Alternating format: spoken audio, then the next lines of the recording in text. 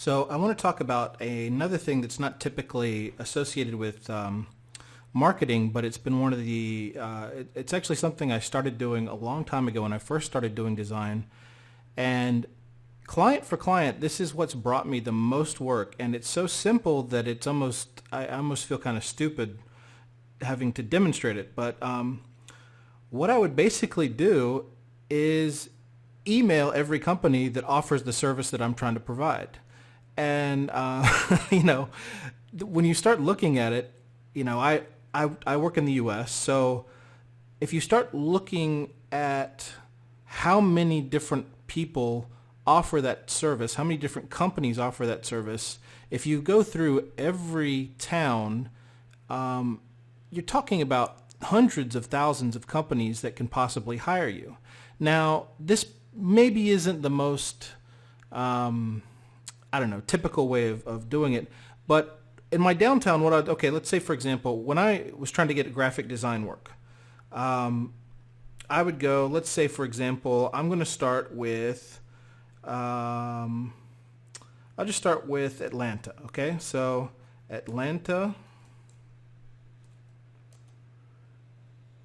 web design. And you can do Atlanta web design, or you can do Atlanta graphic design, or whatever. And so here we go. I start getting results. And basically it sounds really, basic, but I would literally just go in and start, I don't know why my computer's so slow. Opening a new tab. Open a new tab. Open a new tab. Open a new tab. Sometimes you can find websites that are like a full listing of all graphic design firms. And I really, I can't tell you if this is a stupid way of doing things or whatever. However, these are, for example, this is the first page of web design. Chances are, I don't know, they're probably not going to have a job for me. They're probably not going to work out. But what I'm going to do is contact each one of these. So I'll hit contact. While that loads, I'll click on the next one, contact me, next one.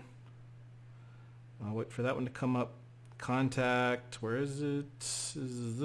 And not every place has a, easy to find contact. If you can't find it or whatever, just skip it, because we really are trying to put the word out to as many companies as possible and just send a direct email to them. And I want you to understand the numbers on this. For every 100 emails that I send out, I might get 2 or 3 responses back. And for every one of those, I might get, maybe one that'll hire me.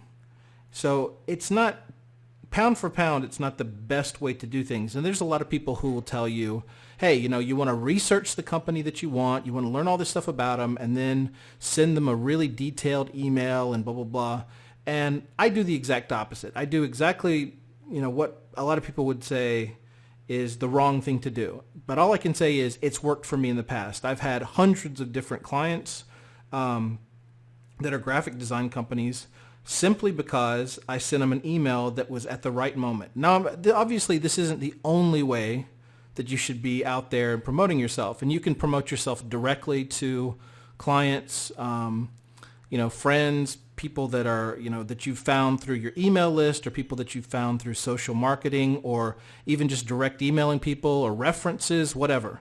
But in your downtime, if you're really hungry and you're really looking for a way to find people, all I can say is this is what I've done. And, I tell people this sometimes and they don't believe me. So here's your contact for Eclipse Web Media. You click on that. And what I'll typically have, here's my email. Let me just get rid of that. I'll put something like graphic designer. And I'll write a letter, Hi.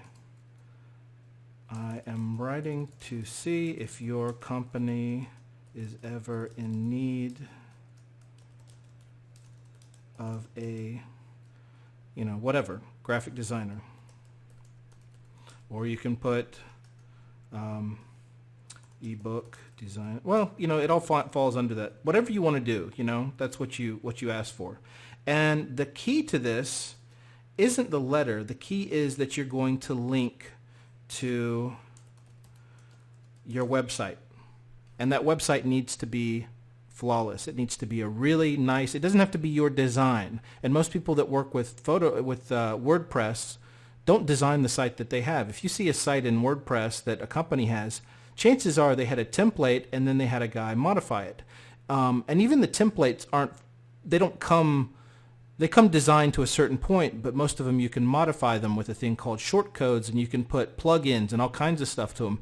So it's perfectly fine as a designer to use a template from WordPress. Now, I personally have modified mine, but I'm not a programmer, so I'll show my programmer the design that I come up with, and he'll put it together. So anyway, have that nice link to your site, and that's it. Most of these people you won't hear from them, but if you do hear from them, the chances are that they're interested, and then you can start talking about pricing. Now, I'll give you one tip about pricing. You never have any idea what the expectation is going to be. Since you're randomly talking to all these people, you could be in a circumstance where, like in a town where people want to charge $25 per hour for graphic design. You could be talking to somebody that expects you to charge $50 or $75 or even $100 an hour. You have no idea. So one of the keys to getting them to kind of give up that information is just to try as much as possible to get them to say the price first. And that's something that's true in any sort of sales negotiation.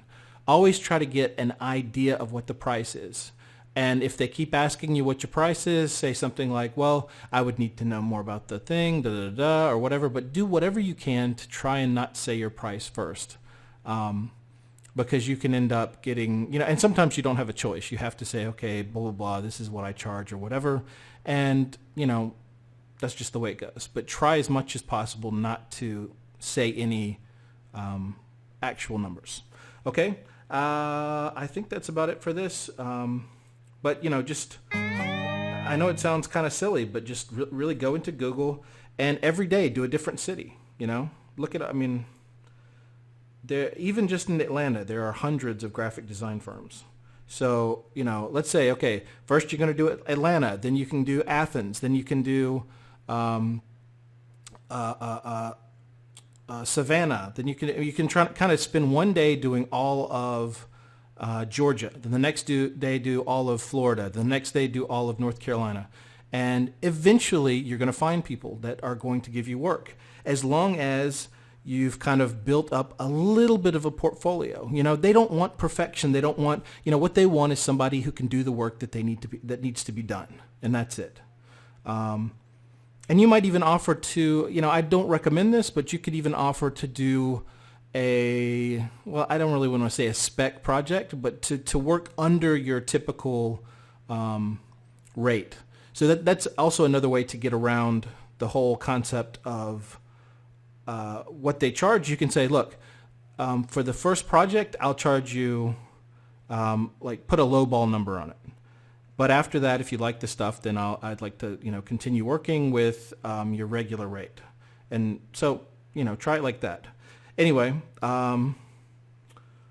that's about it. One of the other things that I'm probably going to talk about in another lecture is you need to build up your portfolio a little bit. You need to have at least 4 or 5 examples of work that you've done, that you actually done, so that when people see what your portfolio is, and one of the secrets to this is try to do something that looks kind of high profile. If let's say for example, you put together like a book for somebody that somebody would know, that they would recognize. You don't have to say that person didn't actually hire you to do the work. The thing is that you can show that you did that. You know what I mean? So let's say, for example, you want to do a design for, I don't know, I keep using J.K. Rowling's, do something that is a design for somebody that they would know. And that will kind of instantly for them say, oh, wow, that they're working at that sort of higher level. but you don't actually have to have done any work for them. And don't lie about it. Don't say you did. Just kind of let it be out there. I had a friend who shot commercials, and whenever he was shooting commercials in the time that he had extra, he would put brands, like he would put Nike in the commercial, and he came up with this portfolio later, this reel of his work, and it's like, Nike kept showing up in his work and everything, and all of his clients kind of assumed that he was getting work for Nike, and he got a lot of gigs that way. And most people never asked, hey, were you actually working for Nike? No, he just put the shoes in there to make it look like he was getting big time gigs. So, all right, that'll do it.